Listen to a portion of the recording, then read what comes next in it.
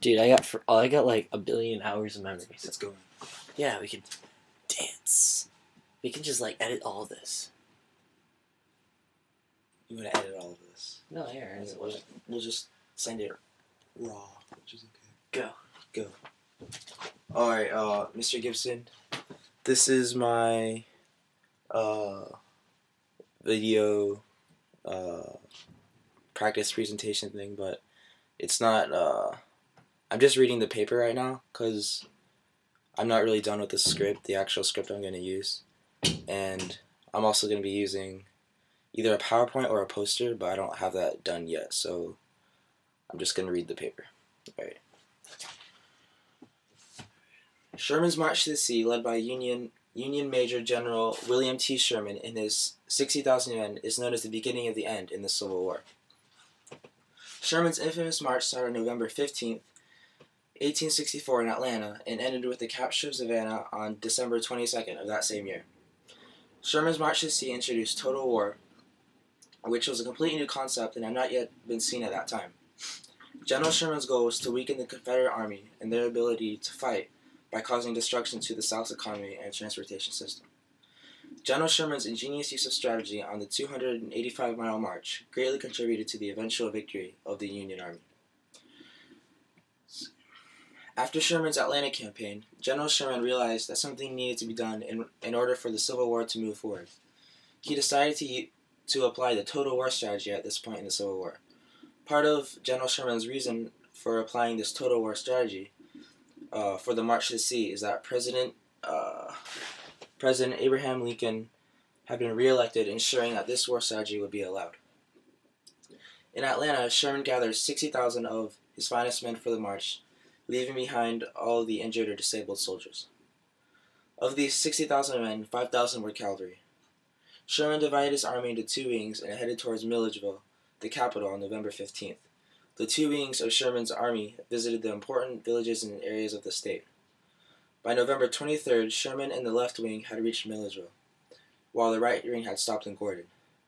By December 9th, the whole army was in the Savannah area. Initially, Savannah was defended by General Hardee with 10,000 men, but they fled when they realized they didn't stand a chance against Sherman's army. Sherman and his men had completely taken over Savannah by December 22nd. General Sherman sent a telegram to President Lincoln saying, "I beg to present to you a Christmas gift, the city of Savannah, with 150 guns and plenty of ammunition. Also about 25,000 bales of cotton." The famous war strategy known as total war, used around the world to this day, came from Sherman's march. More than anything else, General Sherman wanted to hurt the morale of the Southerners. He did this by making life miserable for them and wreaking havoc to their land.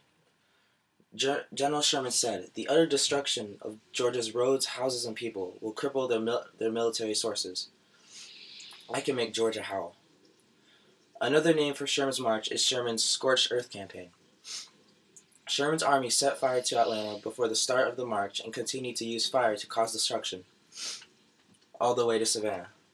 They would set fire to plantations, factories, and even the houses of those who tried to resist. Many Sherman sentinels, which were the chimneys left behind from a burnt house, were left in the army's path. Destroying railroads was also a strategic part of Sherman's march. Disabling the railroads prevented the Confederate Army from getting much of their needed supplies. Sherman's men would use fire to heat the railroad tracks so that the rails could be pulled apart and twisted around trees. These railroad rails wrapped around the tree became known as Sherman neckties. Also, Sherman and his men lived off the land, meaning they didn't take their own food supplies but would steal from farms and villages they marched through. Groups of foraging soldiers called bummers would go ahead of the army to steal and gather food, burning what they could not carry. For the civilians in Georgia, the effects of Sherman's march were so horrifying and life became so miserable they lost faith in the war and started to demand an end to it all. At the same time, the Confederate Army was losing resources as a result of their farms and factories being destroyed. General Sherman had accomplished his goal. Overall, General Sherman introduced a groundbreaking war strategy that significantly contributed to the downfall of the Southern forces. David J. Eicher said that General Sherman defied military principles by operating deep within enemy territory and without lines of supply or communication. He destroyed much of the South's potential and psychology to wage war. And that is it.